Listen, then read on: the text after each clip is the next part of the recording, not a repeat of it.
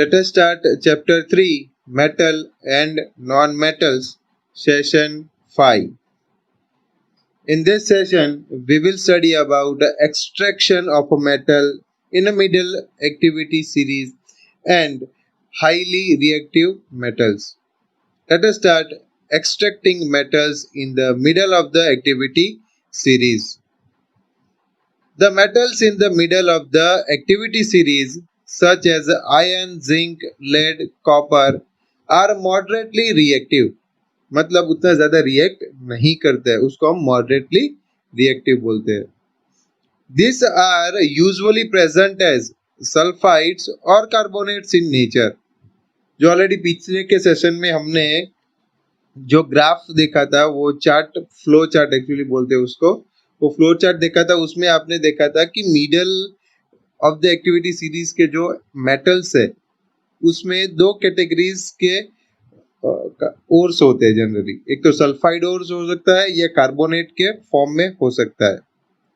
तो वो हम यहाँ पे पढ़ने वाले कि सल्फाइड को कैसे वो प्योरीफाई करते हैं, कार्बोनेट्स को कैसे प्योरीफाई करते हैं. ओके, उसका प्रोसेस भी हमने ऑलरेडी देख लिया था, calcination and roasting. But actual में कैल्सिनेशन एंड रोस्टिंग होता क्या है वो अब हम देखेंगे. Therefore, prior to reduction, the metal sulfides and carbonates must be converted into metal oxides.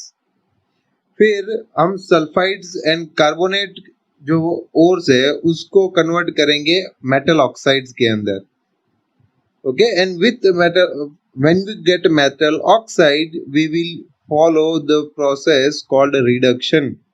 And वो रिडक्शन रिएक्शन होगा जिसमें से मेटल में से ऑक्सीजन हम ले लेंगे, मेटल ऑक्साइड्स में से हम ऑक्सीजन ले लेंगे, and finally we will be left with metal, pure metal.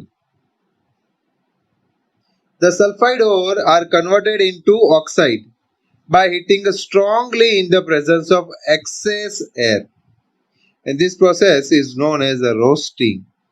तो जो सल्फाइड को हम रोस्टिंग करते हैं, जो प्रोसेस है उसमें करना क्या होता है कि we are heating, the sulfide ores are converted into oxide. They are converted into oxide. कैसे? By heating strongly in the presence of excess air.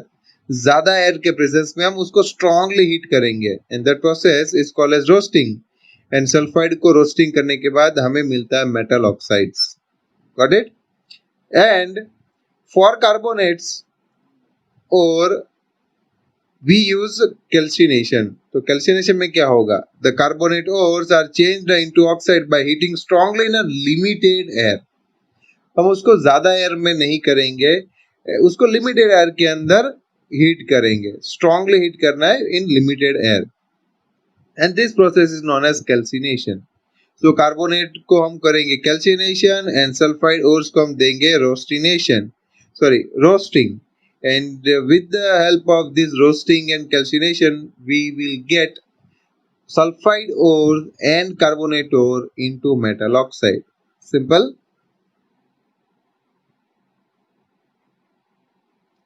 The chemical reactions that take place during roasting and calcination of zinc ores can be shown as follow. तो जो roasting process है and जो calcination है, जो zinc ओर को हम purify करने वाले हैं, तो वो कैसे होगा. रोस्टिंग, ZnS, यहाँ पे हमने 2 लिया है तो मैं डायरेक्टली उसको ZnS के फॉर्म में लिख रहा हूँ. 2 कब लिखेंगे? जब हमें बैलेंस करना है तब. ZnS solid form plus 3O2 gives, that is a G मतलब gaseous form. And when you heat, roasting में हमें पता है कि स्ट्रांगली हीट करना in the presence of excess air. यहाँ पे देखो ऑक्सीजन ज्यादा है, and it will give you zinc oxide plus sulphur dioxide. And sulphur dioxide is a dangerous gas, जो ऑलरेडी आपको मैंने लास्ट सेशन में बताया था. Calcination, now in that we are going to convert zinc carbonate that is in solid form, and we are going to strongly heat it but in a limited air. And you will get ZnO, that is zinc oxide solid form plus carbon dioxide gas. तो आपको पता चल गया होगा कि sulphide ओर को हम जब भी हीट करते हैं we get sulphur dioxide and carbonate ore को जब भी हम हीट करते हैं तो we get carbon dioxide. Okay. The metal oxide are then reduced to corresponding metals by using a suitable reducing agent such as carbon. For example, when zinc oxide is heated with carbon, it is reduced to metallic zinc.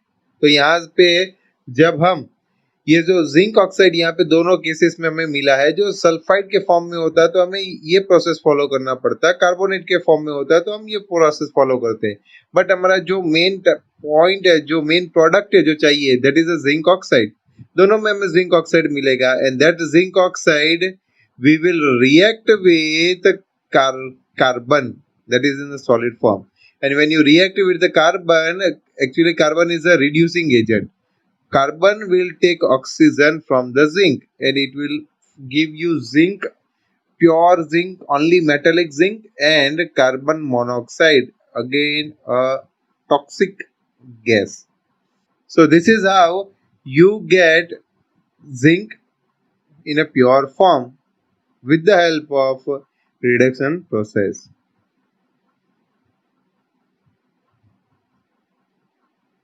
You are already familiar with the process of oxidation and reduction explained in the first chapter.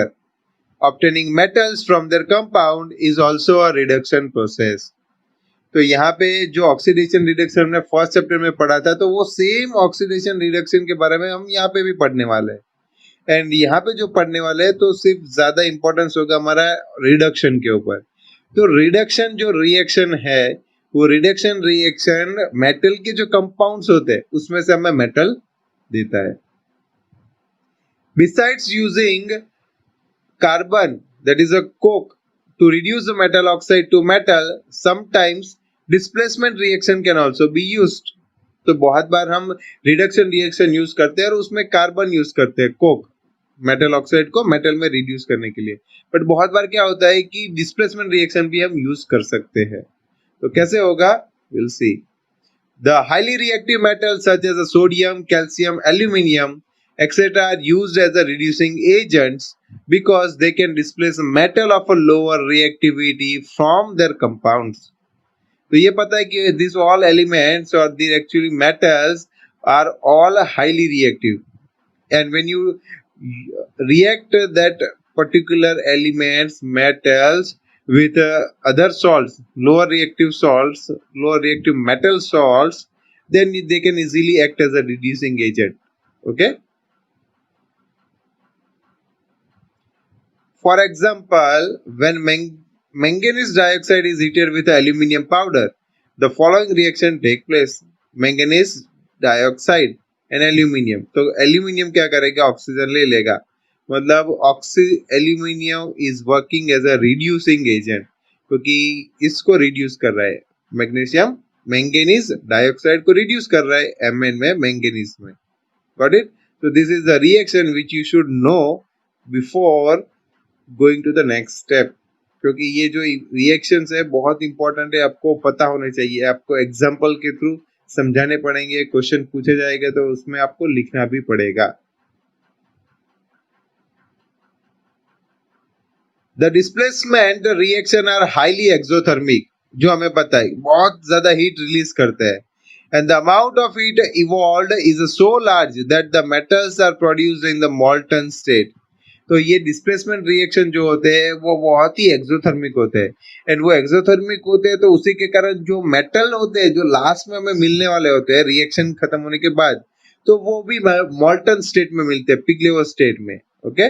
सो आपको imagine करना है कि metal को मॉल्टन state में मिलना या देखना, it is little bit, आपने कभी देखा नहीं होगा, शायद बहुत रेयर केस में देखा होगा. तो ये जो प्रोसेस है डिस्प्लेसमेंट रिएक्शन, वो मेटल्स को मोल्टन स्टेट में एज ए प्रोडक्ट देता है. In fact the reaction of iron 3 oxide Fe2O3 with aluminium is used to join railway track or crack the machine parts. This reaction is known as thermite reaction. तो ये बहुत बार definition में पूछते हैं, define thermite reaction. या what is thermate reaction, explain with example, and or they can ask what is the use of thermate reaction. सब में answer आपका सेम जैसा ही होगा, that is it is used to join the railway track और crack the machine parts. Okay, and reaction का definition भी ऐसे ही लिखेंगे कि when the iron oxide reacts with aluminium it gives molten state of iron, and this reaction is used to join railway tracks and crack the machine part. Therefore this machine is known as thermite reaction. ऐसे आपको उसका definition लिखना है. And you can see in the figure that this person is using some mechanism. यहाँ पे ऊपर कुछ है, इसके अंदर कुछ रिएक्शन हो रहा है, एंड फिर वो नीचे यहाँ पे पाइप के थ्रू जाएगा, जहाँ पे रेलवेज में क्रैक हुआ होगा वहां पे डायरेक्टली वो क्रैक के अंदर जाएगा, क्योंकि मॉल्टन है तो वो क्रैक होगा, जगह मिलेगी वहां पे वो चला जाता है. तो मॉल्टन अंदर जाएगा, थोड़ी देर के लिए उसको हम टेम्परेचर को रिड्यूस करेंगे एंड फिर बाद में वो ज्वाइन हो जाएगा. Now let us see the reaction, that is Fe2O3, that is iron oxide, aluminium given here. When they react, they gives you Fe liquid form. Because this is a very important Fe, that is the iron, and it is in a liquid form. हम उसको बोलते हैं molten state. Al2O3 solid plus heat.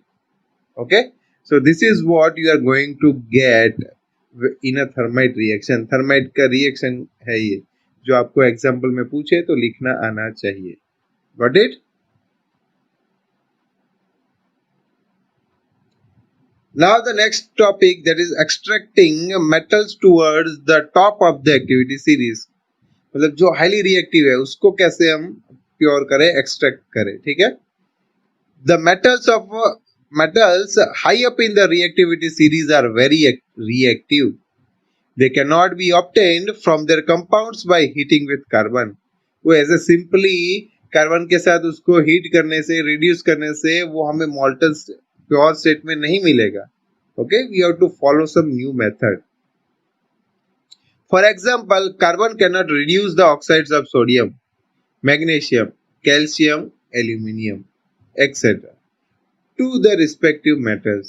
तो carbon के पास उतना capacity नहीं है कि ये सब मेटल्स के ऑक्साइड में से उनको प्योर मेटल दे, क्योंकि कार्बन है वो उतना रिएक्टिव नहीं है जो सोडियम में से ऑक्सीजन ले पाए, या सोडियम ऑक्साइड मैग्नीशियम ऑक्साइड में से उसको रिड्यूस कर पाए.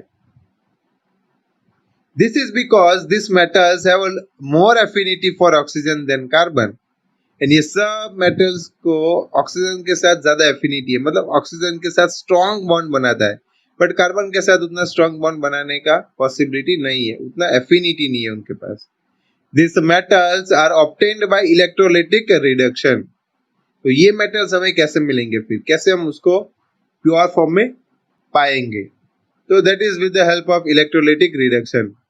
Also aluminium is obtained by electrolytic reduction of the aluminium oxide. हमें एल्यूमिनियम जो चाहिए, ठीक है, तो वो उसका हम इलेक्ट्रोलाइटिक रिडक्शन करेंगे एल्यूमिनियम ऑक्साइड का. For example, sodium, magnesium, calcium are obtained by electrolysis of their molten chlorides. Okay, got it.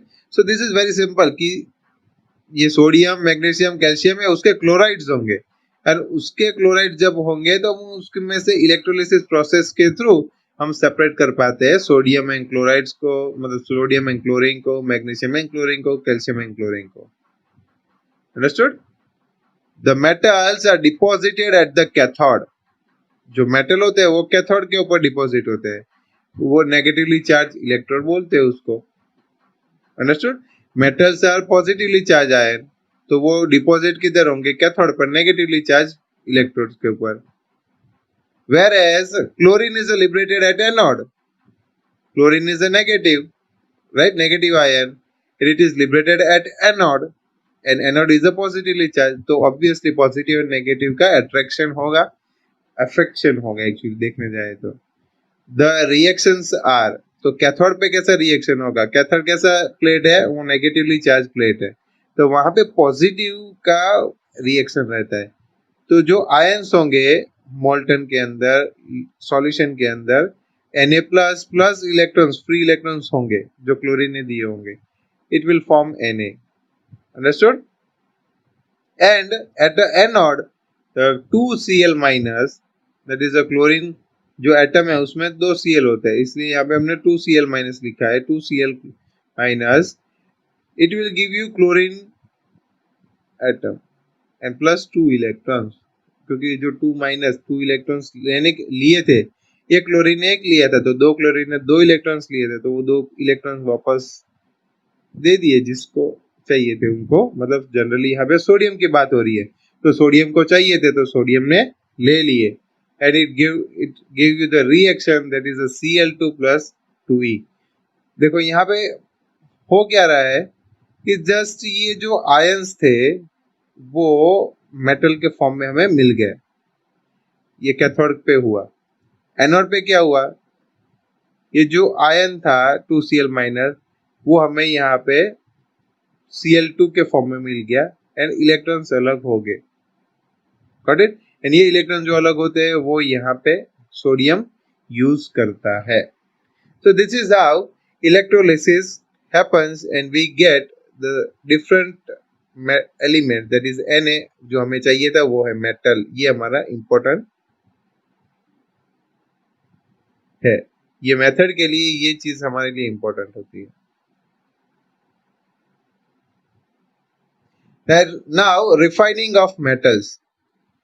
The metal produced by various reduction process described above are not very pure. Pure नहीं होंगे, definitely pure नहीं होंगे, थोड़ी बहुत impurities रहेगी. They contain impurities which must be removed to obtain a pure metals. The most widely used method for refining impure metal is electrolytic refining. तो जो हम हाईली रिएक्टिव मेटल्स थे उसको हम इलेक्ट्रोलिसिस से हमने उसको सेपरेट किया, मेटल्स को निकाला. एंड बहुत सारे ऐसे मेटल्स जो हमें रिडक्शन प्रोसेस से मिले उसमें भी थोड़ा बहुत इम्प्योरिटीज होगा, तो वो भी हम इलेक्ट्रोलिसिस प्रोसेस से रिमूव करेंगे. तो late us see what is actually electrolysis process. उसमें कौन सा प्योर होता है, कौन सा इम्प्योर होगा. Electrolytic refining. Many metals such as copper, zinc, tin, nickel, silver, gold, etc. are refined electrolytically. In this process, the impure metal is made anode. तो जो impure होगा वो anode होगा. ओके, तो आपको ये समझना है, बहुत ही इंपॉर्टेंट चीज है. impure होगा वो anode होगा, मतलब पॉजिटिव है. क्योंकि जनरली आप ही एक कॉमन चीज सोचो कि कैथोड नेगेटिव है, तो जितना भी जो हमें मेटल्स मिलने वाला है वो ज्यादा मिलेगा किधर, कैथोड पर. तो हम क्या करने वाले हैं कि एनोड को इम्प्योर रखेंगे. तो here we can see in the method that is impure metal is made anode and a thin strip of a pure metal is made cathode. बहुत ही पतली सी थीन प्लेट और प्योर प्लेट ऑफ कॉपर. ये जो plate है हम pure लेंगे और बहुत ही पतली से लेंगे प्लेट. ओके, एंड ये जो होगी वो ऑब्वियसली बहुत ज्यादा क्वांटिटी में होगी क्योंकि ये इम्प्योर है जो हमें रिडक्शन प्रोसेस से मिला हुआ मेटल है. अ solution of the metal salt, मतलब यहाँ पे जो इम्प्योरिटी हमने लिया है उसका ही सॉल्ट सॉल्यूशन लेने वाले हैं इसके अंदर. A solution of a metal salt is used as an electrolyte. The apparatus is set up as shown in figure 3.12. This is 3.12. Understood? So this is nothing but electrolytic refining of a copper. The electrolyte is the solution of a acidified copper sulfate. Acidified copper sulfate है, मतलब थोड़ा amount हमने acid भी add किया होगा अंदर. The anode is a impure copper. ये anode है जो impure होगा. Whereas cathode is a pure copper plate, but it will be thin. On passing electricity, pure copper is deposited on cathode. ये जो pure copper होगा इसके अंदर, ये इम्प्योर है, ये प्योर कैथोड होगा, वो यहाँ पे कैथोड के ऊपर डिपॉजिट होता रहेगा. और इसमें से जो इम्प्योरिटीज निकलती जाएगी वो नीचे डिपॉजिट होती जाएगी और हम उसको बोलते हैं इम्प्योरिटीज या एनोड मड. ठीक है, इसके अंदर से जैसे जब मान लो कि यहाँ से थोड़ा कॉपर इससे चला गया तो यहाँ पे सपोर्ट नहीं है नीचे वाले इम्प्योरिटीज को रहने का, तो नीचे वाली इम्प्योरिटीज डायरेक्टली नीचे ही आती है. Understood? This is a method of refining metals. On passing the current through the electrolyte, the pure metal from the anode dissolves into the electrolyte. Simple, very simple. देखो यहाँ पे जब भी इलेक्ट्रिसिटी हम पास कर रहे हैं तो pure metal from the anode that is dissolved in the electrolyte, मतलब यहाँ पे जो सॉल्यूशन है ये होता क्या है, पूरा चेन है ये।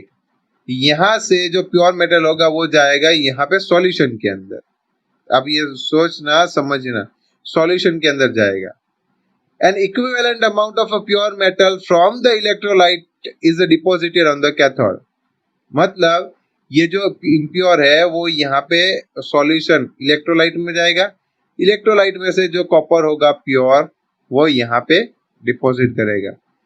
सिंपल है ये, क्योंकि यहाँ पे जब जाएगा तो जगह खाली रहेगी कॉपर आयन की, यहाँ से कॉपर आएगा, तो ऐसे ही चेन चलती रहेगी जब तक ये पूरा एनोड उसमें से जो कॉपर है वो डिस्प्लेस ना हो जाए ये प्लेट पर। तो आपको लास्ट में जब देखोगे at the end of the activity, तो ये प्लेट आपने स्टार्टिंग में लिया था थिक एंड ये प्लेट आपने लिया था पतला, वेरी थिन। एक्सपेरिमेंट खत्म होने के बाद आपको ये बहुत पतला या मतलब डिकम्पोज हो गया, सड़ गया है, किसी ने खा लिया, ऐसा प्लेट टाइप का दिखेगा। एंड ये आपको थोड़ा सा थिक प्लेट दिखेगा, आपको थोड़ा सा फैट होगा। The soluble impurities go into the solution. यहाँ पे जो soluble होगा, मान लो कि इसके अंदर soluble impurities है तो solution के साथ mix हो जाएगा, whereas the insoluble impurities settle down at the bottom of the anode and are known as anode mud. And जो insoluble होगी वो यहाँ पे नीचे जाएगी और anode mud नीचे डिपॉजिट होती जाएगी। एंड लास्ट में हम पूरा एक्टिविटी खत्म हो जाए उसके बाद हम निकाल के फेंक सकते हैं इसको। अंडरस्टूड? तो this is how refining of metal works. ये आपको बहुत बार 3 मार्क्स के लिए क्वेश्चन पूछ लेते हैं कि explain refining of metal with the example या विद डायग्राम, तो आपको ये समझाना होगा। नाउ करोजन, ये पूरा टॉपिक आपने चैप्टर 1 में पढ़ लिया है, सेम टॉपिक यहाँ पे है, कुछ भी डिफरेंस नहीं है, बट फिर भी हम एक बार क्विकली रिवाइज कर लेते हैं। You have learnt about the following, that is the corrosion in chapter 1, right? You have learnt the following about corrosion in chapter 1। जो अभी हम देखने वाले हैं सब के सब हमने पॉइंट सेम पॉइंट चैप्टर 1 में पढ़ लिए हैं।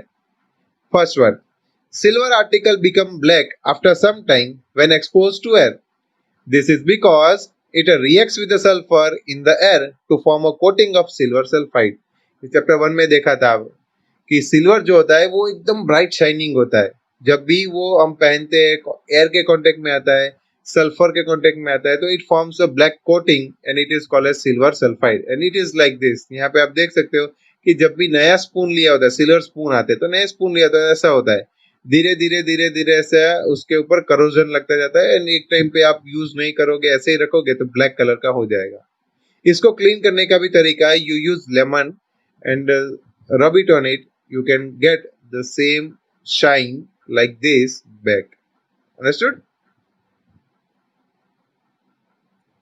Copper reacts with the moist carbon dioxide in the air and slowly loses its shine surface and gains a green coat।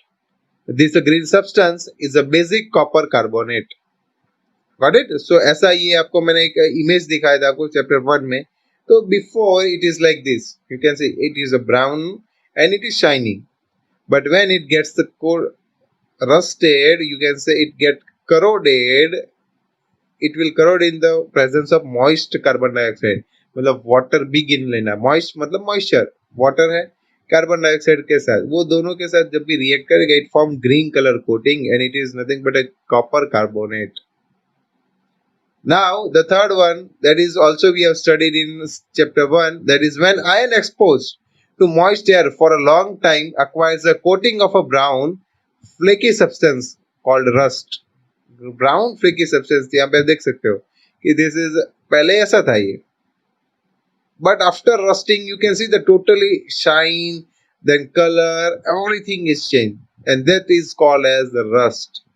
बाकी सब metals के लिए हम corrosion word use करते हैं एंड आयन के लिए हम वर्ड यूज करते हैं rust. This is the difference between rust and corrosion. बहुत बार ये कुछ छोटा सा 1-2 मार्क्स के लिए पूछ लेते हैं. What is the difference between corrosion and rusting. Now let us find out the condition under which ion rust. Ion कैसे रस्ट होता है, कौन से कंडीशन में रस्ट होता है, तो हम देख लेते हैं कि when iron nails are exposed to both air and water it get rusted. Simple है कि जब भी हम आयन को सिर्फ वाटर के अंदर रखेंगे, आयन को सिर्फ वाटर के अंदर, it will not get rusted. ये टेक्स्ट बुक में एक एक्टिविटी है, बट ज्यादा समझाने की जरूरत नहीं है, आपको पता है, तो मैं ऐसे ओरली समझा रहा हूँ कि जो वाटर के अंदर सिर्फ ये आयन का पीस रखा है आपने, it will not get rusted. सिर्फ एयर में रखा हुआ ion, it will not get rusted. But air and water आपने गीला करके बाहर रख दिया है, अंदर पानी में डुबो के बाहर रख दिया है, it will get rusted. Okay, तो iron requires both air and water for rusting. तो उसके साथ रिएक्ट करता है एंड रस्टिंग होता है. सो this is nothing but the corrosion. And corrosion is generally not good for the metals, क्योंकि उसका प्रॉपर्टी चेंज कर देता है, कलर चेंज कर देता है. जो डिजायर्ड प्रॉपर्टी होना चाहिए मेटल का, वो चेंज हो जाता है करोजन से. तो करोजन हमारे लिए अच्छा नहीं है, मेटल के लिए अच्छा नहीं है. तो हमें कुछ करना चाहिए जिससे करोजन हम प्रिवेंट कर पाए. So now let us see the steps to prevent corrosion. The rusting of iron can be prevented by painting, oiling, greasing, galvanizing, chrome plating, anodizing or making alloys. ये जो रस्टिंग है ion का, वो सब हम ये मेथड्स से हम प्रिवेंट कर सकते हैं, स्टॉप कर सकते हैं. आप बहुत सारे ऐसे फेंसिंग देखे होंगे, आप बहुत सारे फॉरेस्ट में जब देखते हो, फिर खेतों में देखते हो, तो ये सब जो भी मेटल्स यूज किए हुए वो आयन ही है, बट उसके ऊपर हमने कुछ कोट अप्लाई किया होता है. The galvanisation is a method. आपको ऐसा पूछ लेते हैं डिफाइन गैल्वेनाइजेशन, तो क्या लिखना है आपको यहाँ पे बता रहा हूँ. Galvanisation is a method for protecting steel and iron from rusting by coating them with the thin layer of zinc. ये गैल्वेनाइजेशन का डेफिनेशन आपको लिखना है, यही है, simple.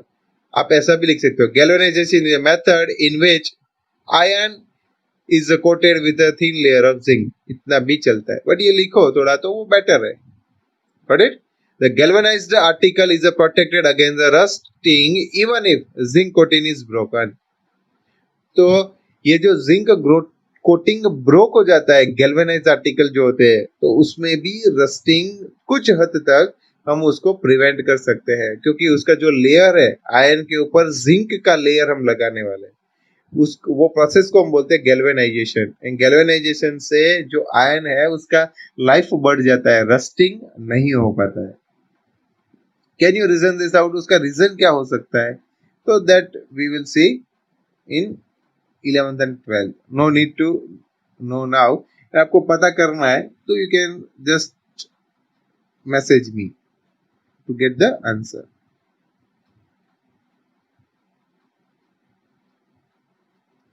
Alloying is a very good method of improving properties of metal. This is again a new method, alloying.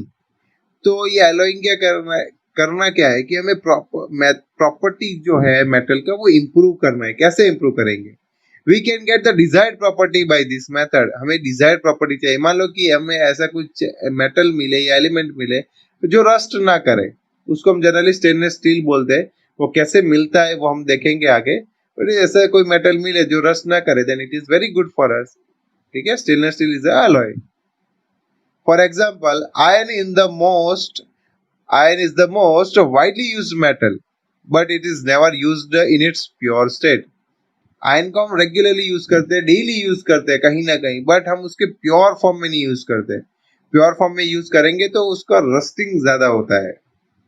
This is because a pure ion is a very soft and scratches easily when hot.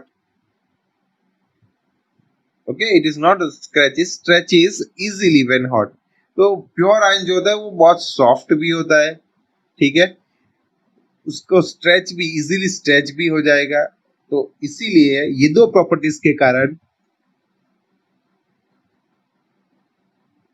हम ion को generally pure form में use नहीं करते. But if it is mixed with a small amount of carbon, that is about 0.05%, it becomes a hard and strong. बहुत hard, बहुत strong बन जाता है. जिससे हम उसको प्रॉपरली यूज कर पाए। Prevention of corrosion. If iron is mixed with some other substance, its property changes. In fact, the properties of any metal can be changed if it is mixed with some other substance. तो not only ion, हम सिर्फ ion का property change नहीं कर सकते। जब भी ion किसी और के साथ मिक्स करेगा तो ऑब्वियसली उसका प्रॉपर्टी चेंज होने ही वाला है। ऐसे ही हम बहुत सारे अलग अलग मेटल्स को भी ऐसे किसी और के साथ मिक्स कर उसका प्रॉपर्टी चेंज कर सकते हैं और हमारी डिजायर्ड प्रॉपर्टी ला सकते हैं। The substance added may be metal और नॉन मेटल, मेटल भी हो सकता है, नॉन मेटल भी हो सकता है। तो एलॉय का डेफिनेशन क्या है एक्चुअली? तो an alloy is a homogeneous mixture of two और मोर मेटल्स और a metal and a non metal. It is a homogeneous mixture, जो स्टैंडर्ड 9 में चैप्टर 2 में पढ़ा था।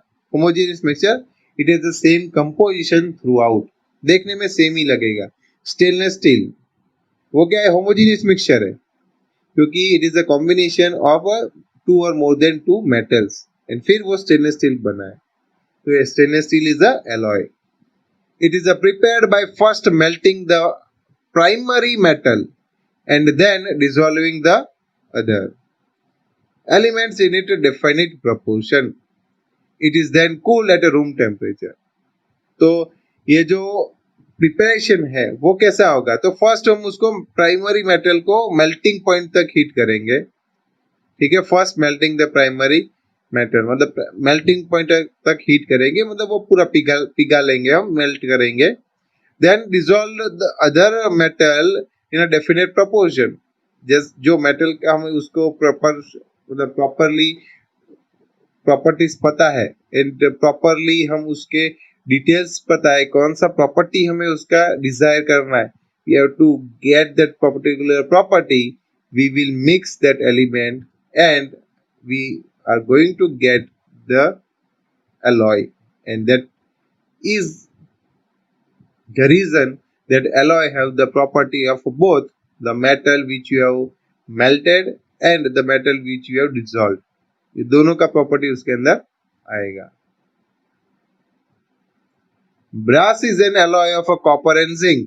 थोड़े एग्जांपल्स देख लेते हैं। Brass is an alloy of copper and zinc, ये आपको एग्जाम में पूछे तो आना चाहिए। And bronze is an alloy of copper and tin. Okay, solder is an alloy of lead and tin. तो ये अलग अलग थोड़े alloys के नाम दिए। एंड ये सोल्डर का जो पर्टिकुलर प्रॉपर्टी है वो आपको बोल देते हैं कि इन an solder is an alloy of lead and tin possessing low melting point and is used for welding electrical wires together. तो आप इलेक्ट्रिक सर्किट्स में जो एक शोल्डरिंग मशीन यूज करते हैं उसके साथ एक वायर यूज करते हैं, उसको शोल्डर बोलते हैं। That shoulder is also made up of lead and teen. Got it? So this was all about corrosion and prevention of corrosion, and here we are ending the chapter. In this chapter you have to most importantly study the reactions, that is the extraction of a metal and the reactions, and from the previous sessions you have to study about the reaction of a metal with acid, water, oxygen and all. Okay, thank you and have a great day.